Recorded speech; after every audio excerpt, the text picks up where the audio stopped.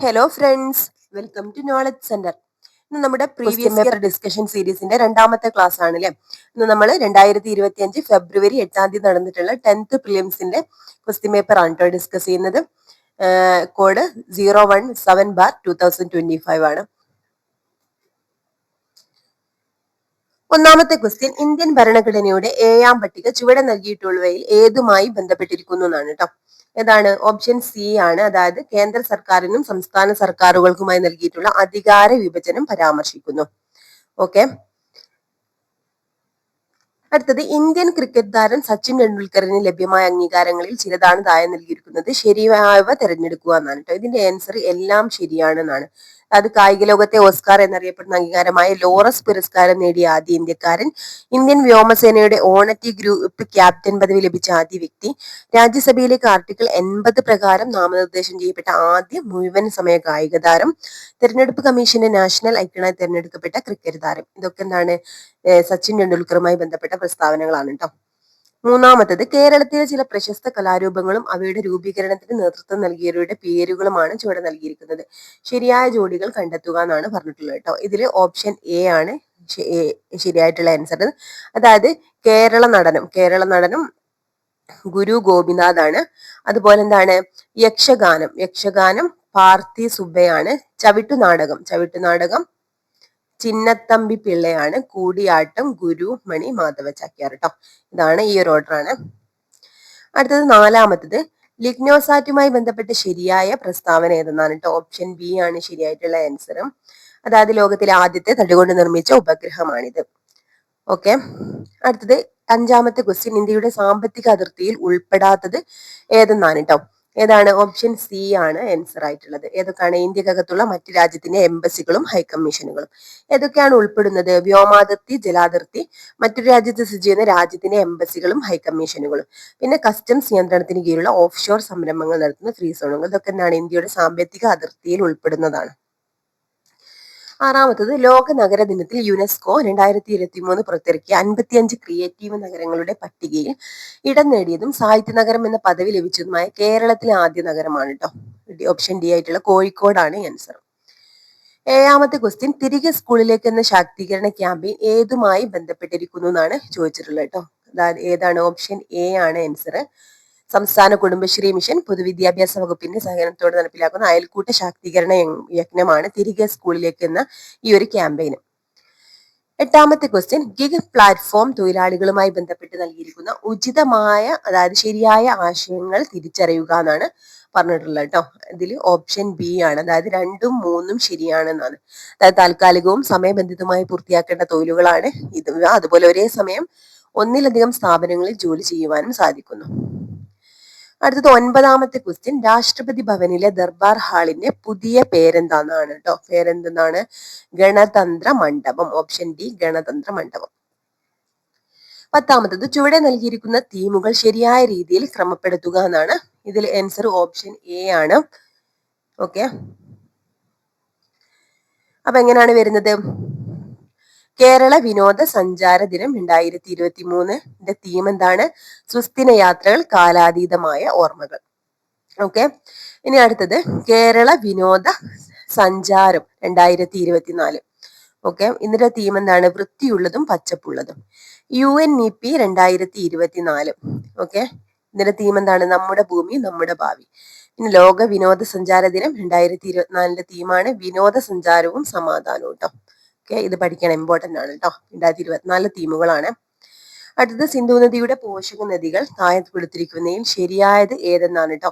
Option A ആണ് answer. അതായത് തലം, ചിനാബ്, രവി, ബിയാസ്, സത്ലജ്. അടുത്തത് 12ാമത്തെ ക്വസ്റ്റ്യൻ, ഇന്ത്യയുടെ കാർഷിക കാലങ്ങളിലെ റാബിയുടെ ശരിയായ വിളയിറക്കൽ. റാബിയുടെ ശരിയായ വിളയിറക്കൽ കാലാണ് ചോദിച്ചിട്ടുള്ളത് കേട്ടോ. ഏതാണ് ആൻസർ? ഓപ്ഷൻ സി നവംബർ മധ്യം എന്നുള്ളതാണ്. ഓക്കെ. 13ാമത്തെ ക്വസ്റ്റ്യൻ, കോട്ടണോപോളിസ് എന്ന് വിശേഷിപ്പിക്കുന്ന ഇന്ത്യൻ നഗരം. Option D Mumbai. അല്ലെ, ഇത് ഒരുപാട് വട്ടം ചോദിച്ചിട്ടുള്ള ക്വസ്റ്റ്യൻ ആണ്. അടുത്തത് 1959 ജർമ്മനിയുടെ സാങ്കേതിക സഹായത്തോടെ സ്ഥാപിതമായ ഇന്ത്യയിലെ ഇരുമ്പുരുക്കുശാലാണ് കേട്ടോ. ഓപ്ഷൻ ബി ആണ് answer. Hindustan steel limited, Rourkela. അപ്പൊ റൂർക്കേല ജർമ്മനിയുടെ സഹായത്തോടെയാണ്. വർഷം 1959 നോട്ട് ചെയ്യട്ടോ.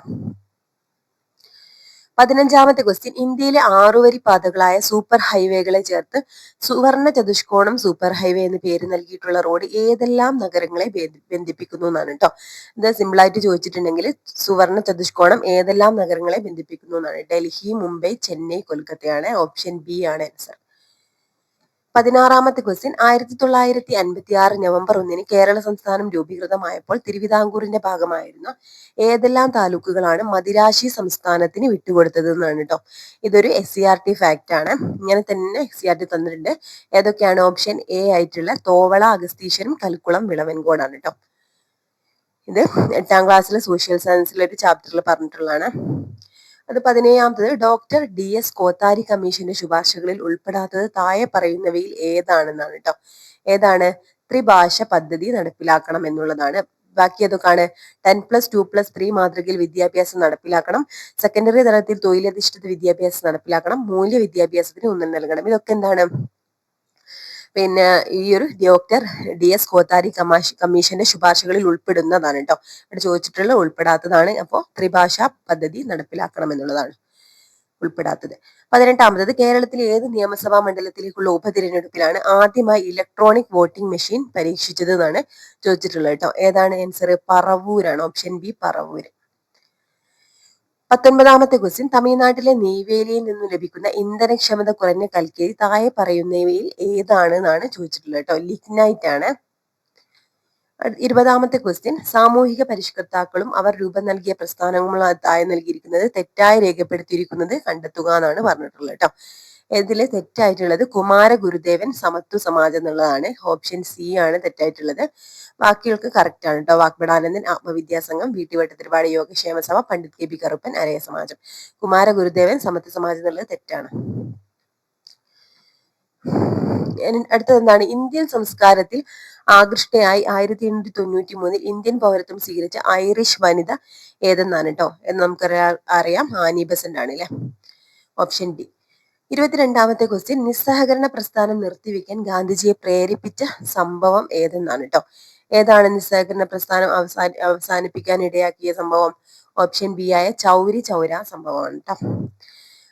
23-ാമത്തെ ക്വസ്റ്റ്യൻ, 1857 ഒന്നാം സ്വാതന്ത്ര്യ സമരത്തിൽ ഇന്ത്യയുടെ ചക്രവർത്തിയായി പ്രഖ്യാപിക്കപ്പെട്ട ഭരണാധികാരി ആരെന്നാണ് കേട്ടോ. നമുക്കറിയാം ബഹദൂർ ഷാ രണ്ടാമനാണ് അല്ലെ. ഓപ്ഷൻ ഡി ബഹദൂർ ഷാ രണ്ടാമൻ. അടുത്ത 24-ാമത്തെ ക്വസ്റ്റ്യൻ, ലോകമാന്യ എന്ന് ജനങ്ങൾ ആദരവോടെ വിളിച്ച സ്വാതന്ത്ര്യ സമര സേനാനി ആരെന്നാണ് കേട്ടോ. ആരാണ് ലോകമാന്യ എന്നറിയപ്പെടുന്നത്? ബാലഗംഗാധര തിലകൻ.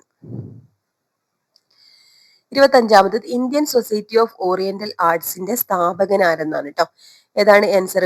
ഓപ്ഷൻ ബി അഭിനീന്ദ്രനാഥ് ടാഗോർ ആണ്. ഇന്ത്യൻ സൊസൈറ്റി ഓഫ് ഓറിയന്റൽ ആർട്സിന്റെ സ്ഥാപകൻ അഭിനീന്ദ്രനാഥ് ടാഗോർ. 26-ാമത്തെ ക്വസ്റ്റ്യൻ, ഇന്ത്യയിൽ സാമ്പത്തിക ആസൂത്രണത്തിന് വേണ്ടി 1950 നിലവിൽ വന്ന ആസൂത്രണ കമ്മീഷന്റെ പുതിയ രൂപമാണ് നീതി ആയോഗ്. 1950 നിലവിൽ വന്ന ആസൂത്രണ കമ്മീഷന്റെ പുതിയ രൂപമാണ് നീതി ആയോഗ് കേട്ടോ. 27-ാമത്തെ question, poverty and British rule in India എന്ന പുസ്തകം രചിച്ചതാണ് ആരാണ്? നമുക്കറിയാം ഓപ്ഷൻ സി ദാദാബായ് നവറോജിയാണ്. Poverty and British rule in India, Dadabhai Naoroji. 28-ാമത്തെ ക്വസ്റ്റ്യൻ, ഇന്ത്യൻ നവോത്ഥാനത്തിന്റെ പിതാവ് എന്നറിയപ്പെടുന്ന സാമൂഹ്യ പരിഷ്കർത്താവ് ആരെന്നാണ് കേട്ടോ. ആരാണ്? രാജാറാം മോഹൻ റോയ്. Option A Rajaram Mohan Roy. ഇനി ഭാഷാടിസ്ഥാനത്തിൽ സംസ്ഥാനങ്ങളെ പുനഃസംഘടിപ്പിക്കുന്നതിനായി കേന്ദ്ര സർക്കാർ നിയമിച്ച സംസ്ഥാന പുനഃസംഘടനാ കമ്മീഷന്റെ അധ്യക്ഷനാണ് ചോദിച്ചിട്ടുള്ളത് കേട്ടോ. ആരാണ്? ഫസൽ അലി. ഫസൽ അലി കമ്മീഷൻ ആണ് അറിയപ്പെടുന്നത്. അടുത്തത് 30-ാമത്തെ ക്വസ്റ്റ്യൻ, ആരാധന സ്വാതന്ത്ര്യത്തിന് വേണ്ടി നടന്ന പ്രക്ഷോഭങ്ങളുടെ സ്വാധീന ഫലമായി തിരുവിതാംകൂർ സർക്കാർ ക്ഷേത്രപ്രവേശന വിളംബരം പുറപ്പെടുവിച്ച വർഷമാണ് ചോദിക്കുന്നത് കേട്ടോ. ഏതാണ്? 1936. ഓപ്ഷൻ സി ആണ്. 31-ാമത്തെ ക്വസ്റ്റ്യൻ, താഴെ തന്നിരിക്കുന്നതിൽ സാംസ്കാരികവും വിദ്യാഭ്യാസപരമായ മൗലിക അവകാശങ്ങളിൽ ഉൾപ്പെടാത്തത് ഏതെന്നാണ് കേട്ടോ ചോദിച്ചിട്ടുള്ളത്. ഏതാണ്? ഓപ്ഷൻ എ ആയുള്ള വിദ്യാഭ്യാസത്തിനുള്ള അവകാശമാണ്. ബാക്കിയൊക്കെ എന്താണ്? ന്യൂനപക്ഷങ്ങളുടെ ഭാഷ സംസ്കാരം ഇവ സംരക്ഷിക്കാനുള്ള അവകാശം, ന്യൂനപക്ഷങ്ങൾക്ക് വിദ്യാഭ്യാസ സ്ഥാപനങ്ങൾ സ്ഥാപിക്കുവാനുള്ള അവകാശം, പിന്നെന്താണ് ഈ രണ്ട് അതുപോലെ തന്നെ എന്താണ് ഈ രണ്ട് ഓപ്ഷനും ഏതാണ്? മൗലിക അവകാശങ്ങളിൽ ഉൾപ്പെടുന്നതാണ് കേട്ടോ. വിദ്യാഭ്യാസത്തിനുള്ള അവകാശം എന്താണ്? അത് വേറെ തന്നെ പറഞ്ഞിട്ടുണ്ടല്ലേ. ഓക്കെ. 32-ാമത്തത്, അർദ്ധ പ്രസിഡൻഷ്യൽ എക്സിക്യൂട്ടീവ് നിലവിലുള്ള രാജ്യം ഏതാണെന്നാണ് കേട്ടോ. ഏതാണ്? ശ്രീലങ്കയിലാണ്. Option C. അടുത്ത പ്രസിഡൻഷ്യൽ എക്സിക്യൂട്ടീവ് നിലവിലുള്ള രാജ്യം ശ്രീലങ്ക. ഓക്കെ. അടുത്തത് 33ാമത്തെ ക്വസ്റ്റ്യൻ. ഇന്ത്യൻ പ്രസിഡന്റ് ആയിരുന്ന ഫക്രുദ്ദീൻ അലി അഹമ്മദ് അന്തരിച്ചപ്പോൾ പ്രസിഡന്റ് പദം ഏറ്റെടുത്തത് ആരായിരുന്നു എന്നാണ് കേട്ടോ. ആരായിരുന്നു? നമുക്കറിയാം ആരാണ്? ബാസപ്പ ദാനപ്പ ജെട്ടിയാണ് അല്ലെ. ബാസപ്പ ദാനപ്പ ജെട്ടി. അടുത്ത ക്വസ്റ്റ്യൻ. അന്താരാഷ്ട്ര തർക്കങ്ങൾ മാധ്യസ്ഥം വഴി ഒത്തുതീർപ്പാക്കുന്നതിന് രാജ്യം പ്രോത്സാഹിപ്പിക്കേണ്ടതാണ് എന്ന് പരാമർശിച്ചിരിക്കുന്ന അനുച്ഛേദം ഏതെന്നാണ് കേട്ടോ. ഏതാണ് ആ അനുച്ഛേദം? അനുച്ഛേദം 51(4) കേട്ടോ. അനുച്ഛേദം 51(4) ഓപ്ഷൻ ഡി ആണ്. 35ാമത്തെ ക്വസ്റ്റ്യൻ. രാജ്യസഭയുടെ അധ്യക്ഷനും ഉപാധ്യക്ഷനും ലോക്സഭയുടെ സ്പീക്കറും ഡെപ്യൂട്ടി സ്പീക്കർക്കും ഉള്ള ശമ്പളം, ഭത്ത ഇവയെക്കുറിച്ച് പരാമർശിച്ചിരിക്കുന്ന ഇന്ത്യൻ ഭരണഘടന ആർട്ടിക്കിൾ ഏതെന്നാണ് കേട്ടോ. ഭരണഘടനയെന്ന് അത്യാവശ്യം ഒന്ന് നല്ലോണം ചോദിച്ചിട്ടുണ്ട്, ഒന്ന് ഇറങ്ങി തന്നെ ചോദിച്ചിട്ടുണ്ട്. ഏതാണ്? ആർട്ടിക്കിൾ 90A ആണ് കേട്ടോ. എന്തൊക്കെ കാര്യങ്ങളാണ്? രാജ്യസഭയുടെ അധ്യക്ഷനും ഉപാധ്യക്ഷനും ലോക്സഭയുടെ സ്പീക്കർക്കും ഡെപ്യൂട്ടി സ്പീക്കർക്കുമുള്ള ശമ്പളം, ഭത്ത ഇവയെക്കുറിച്ച് പരാമർശിക്കുന്ന ആർട്ടിക്കിൾ ആണ് ആർട്ടിക്കിൾ 90A. അടുത്ത ക്വസ്റ്റ്യൻ ആണ് തെറ്റായ പ്രസ്താവന കണ്ടെത്തുക എന്നാണ് കേട്ടോ. ഓക്കെ. ഇതിൽ ആൻസർ ഓപ്ഷൻ എ ആണ് കേട്ടോ. അതായത് ഹൈക്കോടതിയിലെ ജഡ്ജിയുടെ കർത്തവ്യ പെരുമാറ്റത്തെ പറ്റി സംസ്ഥാന നിയമനിർമ്മാണ സഭയിൽ ചർച്ചയാകാം എന്നാണ്. ബാക്കിയുള്ള കാര്യങ്ങളൊക്കെ ശരിയായത് ഏതാണ്? നിയമസഭയിലെ അംഗമായി തിരഞ്ഞെടുക്കുവാൻ ഒരു അവിമുക്ത നിർധനനായിരിക്കുവാൻ പാടില്ല. ഗവർണറുടെ ശമ്പളവും ഭത്തയും സഞ്ചിത നിധിയിൽ ഉൾപ്പെട്ടതാണ്. അതുപോലെ ഹൈക്കോടതി ജഡ്ജിമാർക്ക് ശമ്പളം പാർലമെന്റ് നിയമമായി തീരുമാനിക്കുന്നു. ഇതൊക്കെ ശരിയായിട്ടുള്ളതാണ് കേട്ടോ. തെറ്റായിട്ടുള്ളത് ഓപ്ഷൻ എ. അടുത്തത് 37ാമത്തെ ക്വസ്റ്റ്യൻ. വിവരാവകാശ കമ്മീഷന്റെ ഘടനയാണ് ചോദിച്ചിട്ടുള്ളത് കേട്ടോ. ഏതാണ്? ഇത് ഓപ്ഷൻ സി ആണ്. മുഖ്യ വിവരാവകാശ കമ്മീഷൻ, സംസ്ഥാന വിവരാവകാശ കമ്മീഷൻ, സെക്രട്ടറി, നിയമവിദഗ്ധൻ, ധനകാര്യ വിദഗ്ധൻ, സെക്രട്ടറി, അതുപോലെ സെക്ഷൻ ഓഫീസർ. ഇതാണ് ഓപ്ഷൻ സി ആണ് ശരിയായിട്ടുള്ള ഘടന. അടുത്തത് 38ാമത്തെ ക്വസ്റ്റ്യൻ. നിലവിലെ കേരള വിവരാവകാശ കമ്മീഷണർ ആരെന്നാണ് കേട്ടോ. ആരായിരുന്നു നിലവിലെ കേരള വിവരാവകാശ കമ്മീഷണർ? ഓക്കെ. ഓപ്ഷൻ സി ആയിട്ട് ശ്രീ വി ഹരിനായരാണ് കേട്ടോ. അടുത്തത് 39ാമത്തെ ക്വസ്റ്റ്യൻ. ഇന്ത്യയിലെ ആദ്യ national highway steel stag road ഉദ്ഘാടനം നടന്നത് എവിടാണ്? ഇന്ത്യയിലെ ആദ്യ national highway steel stag road ഉദ്ഘാടനം നടന്നത് എവിടെയാണ്? ഓപ്ഷൻ ബി ആയിട്ടുള്ള NH-66 മുംബൈ ടു ഗോവ ആണ് കേട്ടോ. Option B. 40ാമത്തെ ക്വസ്റ്റ്യൻ. സമൂഹത്തിലെ ഭൗതിക സ്വത്തുക്കളുടെ ഉടമസ്ഥതയും നിയന്ത്രണവും സർക്കാരിന് ഏറ്റെടുത്ത് പൊതു നന്മയ്ക്കായി വിതരണം ചെയ്യാമെന്ന് പറഞ്ഞിരിക്കുന്ന ഭരണഘടനാ അനുച്ഛേദം ഏതെന്നാണ് കേട്ടോ. ഏതാണ്? ഓപ്ഷൻ ഡി ആണ്. അനുച്ഛേദം 39(b)യിലാണ് പറഞ്ഞിട്ടുള്ളത്. 41ാമത്തെ ക്വസ്റ്റ്യൻ. കേരളത്തിൽ സ്ഫടിക മണൽ സമ്പന്നമായ ജില്ല ഏതെന്നാണ് കേട്ടോ. ഏതാണ് ജില്ല? ആലപ്പുഴയാണ്. അടുത്ത ക്വസ്റ്റ്യൻ ആണ് കേരളത്തിലെ ആദ്യത്തെ ജലവൈദ്യുത പദ്ധതി ഏതെന്ന് കേട്ടോ. ഏതാണ്? പള്ളിവാസൽ. നമുക്കറിയാലേ. Option A. 43ാമത്തെ ക്വസ്റ്റ്യൻ. ചെറുതും വലുതുമായ കേരളത്തിലെ കായലുകളുടെ എണ്ണാണ് ചോദിച്ചിട്ടുള്ളത് കേട്ടോ. എത്രയാണ്? 34. Option B. 44ാമത്തെ ക്വസ്റ്റ്യൻ. പൂക്കോട് തടാകം ഏത് ജില്ലയിലാണ് എന്നാണ് ചോദിച്ചിട്ടുള്ളത്. പൂക്കോട് തടാകം ഏത് ജില്ലയിലാണ്? വയനാടാണ് അല്ലെ. Option A Wayanad. 45ാമത്തെ ക്വസ്റ്റ്യൻ. കേരളത്തിലെ ഏറ്റവും ചെറിയ നദിയാണ് ചോദിച്ചിട്ടുള്ളത് കേട്ടോ. ഏതാണ്? മഞ്ചേശ്വരം പുഴയാണ്. ഏറ്റവും വടക്കേ അറ്റത്തുള്ളതും ഏറ്റവും ചെറിയ നദി ഏതാണ്? മഞ്ചേശ്വരം പുഴയാണ്. അതുപോലെ 46ാമത്തെ ക്വസ്റ്റ്യൻ. അർജുന അവാർഡ് നേടിയ ആദ്യ മലയാളി ആരെന്നാണ് കേട്ടോ. ആരാണ്? സി ബാലകൃഷ്ണനാണ്. 47ാമത്തെ ക്വസ്റ്റ്യൻ. കേരളത്തിൽ കറുത്ത മണ്ണ് കാണപ്പെടുന്ന ജില്ല ഏതെന്നാണ് കേട്ടോ. ഏതാണ്? പാലക്കാടാണ്. 48ാമത്തെ ക്വസ്റ്റ്യൻ. പശ്ചിമഘട്ടത്തിലെ ഏറ്റവും ഉയരം കൂടിയ കൊടുമുടി ഏതെന്നാണ് കേട്ടോ. ഇതാണ് ആനമുടി. Option C. 49ാമത്തെ ക്വസ്റ്റ്യൻ. കേരളത്തിലെ ഏറ്റവും വലിയ ജലസേചന പദ്ധതി ഏതെന്നാണ് കേട്ടോ. ഏതാണ് answer? Kallada. Option A Kallada. 50. Thanneermukkom bund ഏത് കായലിലാണ് നിർമ്മിച്ചിരിക്കുന്നത്? ഓപ്ഷൻ ബി ആയുള്ള വേമ്പനാട് കായലിലാണ് കേട്ടോ. ഓക്കെ. അടുത്തത് 51ാമത്തെ ക്വസ്റ്റ്യൻ. അയ്യങ്കാളി ജനിച്ച ജില്ല ഏതെന്നാണ് കേട്ടോ. ഏതാണ്? തിരുവനന്തപുരം. വെങ്ങാനൂരാണ് അല്ലെ. ഇനി അടുത്തത് ഓപ്ഷൻ ഡി ആണ് കേട്ടോ. തിരുവനന്തപുരം. 52ാമത്തെ ക്വസ്റ്റ്യൻ. ആറ്റിങ്ങൽ കലാപത്തിൽ വധിക്കപ്പെട്ട ബ്രിട്ടീഷ് സൈനിക തലവനാണ് കേട്ടോ. ആറ്റിങ്ങൽ കലാപത്തിലാണ്. സി. ഓപ്ഷൻ സി ഗിഫോർഡ് ആണ്. 53ാമത്തെ ക്വസ്റ്റ്യൻ. വാഗൺ ട്രാജഡി നടന്ന വർഷമാണ് കേട്ടോ ചോദിച്ചിട്ടുള്ളത്. വാഗൺ ട്രാജഡി നടന്ന വർഷം ഏതാണ്? 1721 നവംബർ 10. മലബാർ കലാപവുമായിട്ട് ബന്ധപ്പെട്ടാണല്ലേ. അടുത്തത് 54-ാമത്തെ ക്വസ്റ്റ്യൻ. പൊന്നാനി താലൂക്കിൽ 1896 മാർച്ച് 26 ജനിച്ച നവോത്ഥാന നായകൻ ആരെന്നാണ് കേട്ടോ. ആരാണ്? VT വട്ടതിരിപ്പാടാണ്. അടുത്തത് 55-ാമത്തെ ക്വസ്റ്റ്യൻ. താഴെ തന്നിരിക്കുന്നവയിൽ കേരള സന്ദർശനവുമായി ബന്ധമില്ലാത്തത് ഏതെന്നാണ് കേട്ടോ. ഗാന്ധിജിയുടെ കേരള സന്ദർശനവുമായി ബന്ധമില്ലാത്തത് ഏതെന്നാണ്? ഏതാണ്? പാലിയം സത്യാഗ്രഹമാണ്. ബാക്കിയൊക്കെ വൈക്കം സത്യാഗ്രഹം, ഹരിജൻ ധന സമാഹരണം, അതുപോലെ നിസ്സഹകരണ സമര പ്രചാരണാർത്ഥം, ഇതൊക്കെ എന്താണ്? ഗാന്ധിജിയുടെ കേരള സന്ദർശനവുമായി ബന്ധപ്പെട്ടതാണ് കേട്ടോ. പാലിയം സത്യാഗ്രഹം എന്നല്ല. ഓക്കെ. 56-ാമത്തെ ക്വസ്റ്റ്യൻ. എത്രാമത്തെ മലബാർ ജില്ലാ രാഷ്ട്രീയ സമ്മേളനമാണ് 1920 മഞ്ചേരിയിൽ നടന്നതെന്നാണ് കേട്ടോ. എത്രാമത്തതാണ്? 5-ാമത്തെ. ഇതൊക്കെ ഒരു SCERT ഫാക്ട് ആണ്. 57-ാമത്തെ ക്വസ്റ്റ്യൻ. താഴെ പറയുന്ന നവോത്ഥാന നായകരിൽ ഒരേ വർഷം ജനിച്ചവർ ആരെല്ലാം എന്നാണ് ചോദിച്ചിട്ടുള്ളത് കേട്ടോ. ആരൊക്കെയാണ്? Doctor Palpu Ayyankali, option A. 58-ാമത്തെ ക്വസ്റ്റ്യൻ. താഴെ കൊടുത്തിരിക്കുന്നവയിൽ കാസർഗോഡ് ജില്ലയിൽ നടന്ന സമരം ഏതെന്നാണ് കേട്ടോ. ഏതാണ്? കയ്യൂർ സമരം, ഓപ്ഷൻ ബി. 59-ാമത്തെ ക്വസ്റ്റ്യൻ. ദേശീയ പ്രസ്ഥാനത്തിന്റെ ഭാഗമായി മലബാറിൽ നേതൃത്വം നൽകിയ വനിത ആരെന്നാണ് കേട്ടോ. ആരാണ്? AV കുട്ടിമാളു അമ്മയാണ് കേട്ടോ മലബാറിൽ നേതൃത്വം നൽകിയത്. 60-ാമത്തെ ക്വസ്റ്റ്യൻ. പ്രത്യക്ഷ രക്ഷാ ദേവസഭ സ്ഥാപിച്ചതാണെന്നാണ് കേട്ടോ. ഓപ്ഷൻ എ കുമാര ഗുരുദേവനാണ്. ഓക്കെ.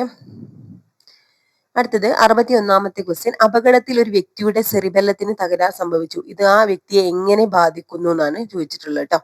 ശരീര തുലനനില പാലിക്കപ്പെടുന്നില്ല. ഓക്കെ. ശരീര തുലന നിലയായിട്ട് ബന്ധപ്പെട്ടിട്ടുള്ള നമ്മുടെ എന്താണ് തലച്ചോറിലെ അവയവമാണ് സെറിബെല്ലം. ഓക്കെ. 62-ാമത്തെ ക്വസ്റ്റ്യൻ. ശരിയായ ജോഡി കണ്ടെത്തുക എന്നാണ് ചോദിച്ചിട്ടുള്ളത് കേട്ടോ. 62-ാമത്തെ ക്വസ്റ്റ്യൻ ഏതൊക്കെയാണ്?